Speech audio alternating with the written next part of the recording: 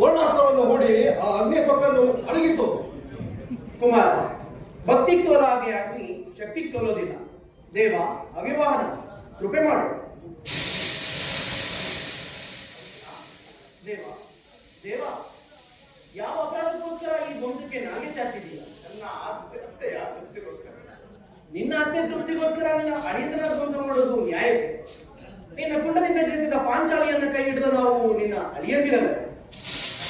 ಕಾಂಡಭವನವನ್ನು ಅಗ್ನಿಗೆ ನೈವೇದ್ಯ ಮಾಡುವುದು ನಾನು, ಅದನ್ನು ಮೆಚ್ಚಿ ಗಾಂಧಿವಾಗ ಕೊಟ್ಟರು ನೀನು.